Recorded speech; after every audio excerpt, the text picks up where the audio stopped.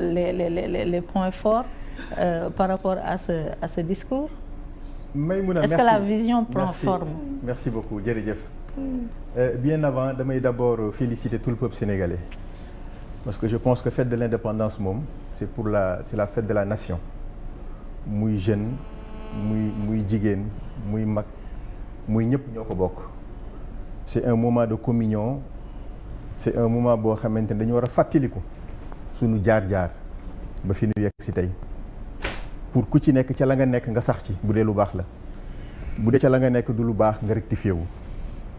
moo tax le président ci kàddoom dafa tàmbali en faisant allusion au legs des anciens en termes de valeur yi nga xamante ne bàyyee nañ ko réew mi te valeur yooyu guidé ñu tey ba ñu mën a am ay alternance répétée ba alternance yooyu mën a permettre moom mu mën a adressé wu tey au peuple sénégalais wax leen fi réew mi toll waaye dafa am lenn rek loo xam dama koy xaw a gindi comme contradiction ci kàddu bi parce que xam nga l'institution présidentielle Maïmouna quand elle parle dafay dégager le tempo de la République maanaam réew mi ni muy doxee ci présidence de la République dépendrul ci législative bi dépendrul ci primature ci président de la République dépendre mais boo déggee ni mu waxee tu as comme l'impression que absentéisme bi ma constaté woon ba partout où je suis passé j'ai dit que on a constaté l'affaissement de l'institution présidentielle.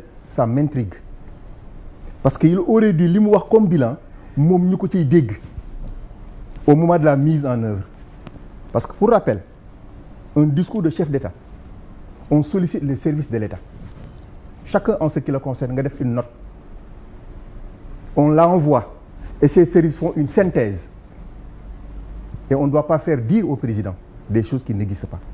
Ah bon, on lui a fait dire des choses qui n'existent pas. loolu laay ragal nag.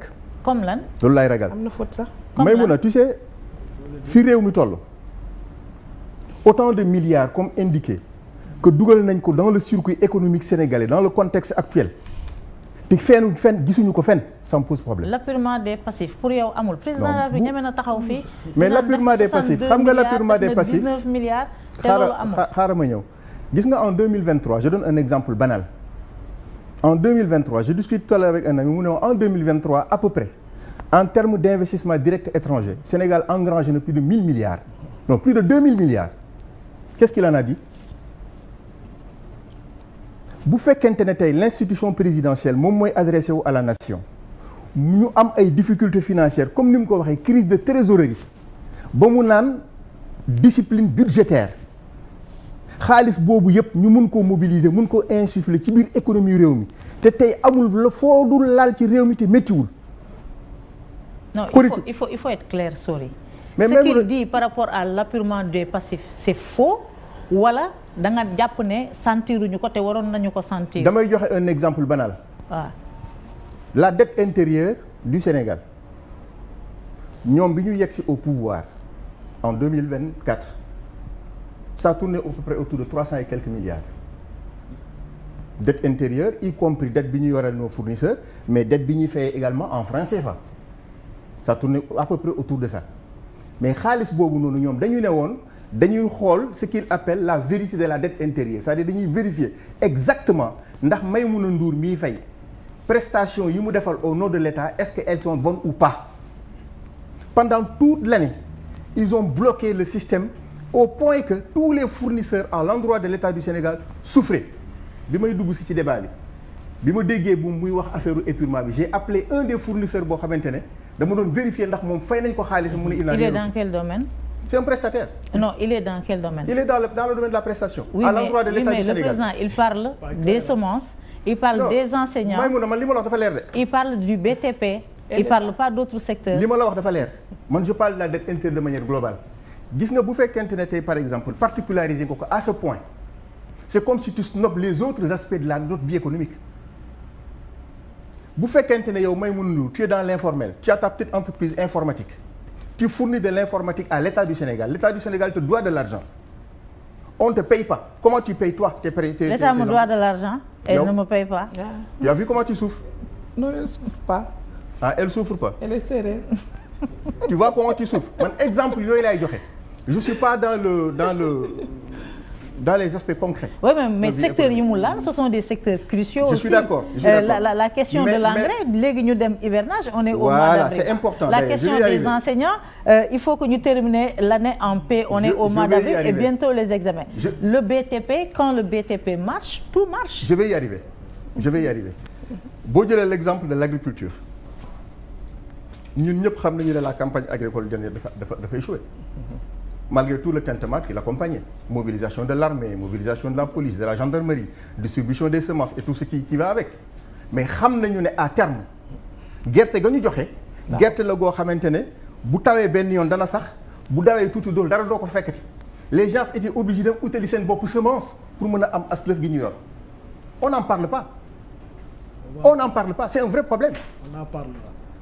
te bu fekkente ne ñu ngi koy waxee nii hivernage mu ngi doog a dugg si j'ai entendu quelqu'un dire bu mango xeeñee rek hivernage jot na ci léegi ñu commencé lekk mango lui il annonce la couleur en termes de paiement des passifs mais en termes d'action concrète pour encadrer le monde paysan pour que l'agriculture puisse impacter ces milliers de Sénégalais qu'est-ce qui a été fait et dit en tout cas je l'ai pas entendu bu ñu jëlee le milieu scolaire étudiantin il a fallu que les élèves les étudiants partent en grève pour que ñu mën leen a fay seeni bourse pendant plus de 9 mois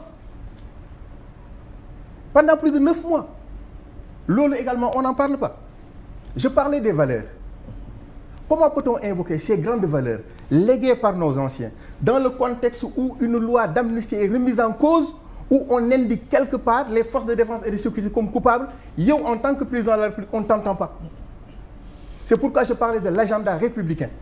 C'est lui qui doit le déterminer. Ce n'est pas la primature, ce n'est pas l'Assemblée nationale. C'est lui qui donne le tempo pour que le pays marche à son rythme, ce qui n'est pas le cas. Donc, en l'entendant, ça m'a fait plaisir. Parce qu'au moins, on entend l'institution présidentielle. Mais je souhaite que cette institution soit davantage présente auprès des Sénégalais. Absence en bidaf, nous avons jafé. Le dialogue, nous devons être maître mot au quotidien. Parce que réew mi moom ni mu ko jotee c'est sur la base d'un dialogue sans chercher de midi à 14h il ne peut pas gérer autrement ce pays-là il ne peut que le gérer en faisant de sorte que le dialogue soit au cœur de sa préoccupation moom tous ces partisans qui refusent le dialogue pour moi il doit sévir j'ai envie de le sentir je ne le sens pas c'est le président et j'ai envie de le sentir je l'ai dit partout et je le répète encore une fois de plus parce que c'est le prétexte que tu m'offres à l'occasion de son message à la nation et quand vous vous adressez au peuple sénégalais ils ont envie d'entendre quelque chose qui leur fait boum au cœur indépendamment fay naa lii fay naa lii. mais la nga doon xaar yow. li ma doon xaar gisoo ko. li ma doon xaar exactement moo di que boo ñu defalee la situation difficile du pays nga ne ñu fii ak 1 mois wala fii ak 2 mois wala fii ak 3 mois. Sur la base de mes engagements électoraux dinañu fexe ba investissement direct étranger bi dina améliorer la qualité de vie de nos Sénégalais sur telle base mu nekk une perspective heureuse pour le peuple sénégalais parce qu'ils ont besoin de ça on ne doit pas davantage nous demander d'être patient et tolérant on l'a suffisamment fait et le Sénégal il n'y a pas 2 Sénégalais il y a un seul Sénégalais de nationalité sénégalaise qu'ils appartiennent à un parti X ou à un parti B ñoom dans leur approche c'est pas ce Sénégalais-là qui existe il y a 2 types de Sénégalais un Sénégalais qui dans son dossier pour candidater à un poste de responsabilité on t'exige à mettre la carte de membre de PASTEF sans quoi tu n'es pas référencé et un autre Sénégalais qui peut envoyer son CV spontanément auquel on répond même pas ça pose problème moo tax moom dans son discours j'ai envie de sentir qu'il s'adresse aux Sénégalais mais qu'il ne s'adresse pas uniquement à ses partisans. Alors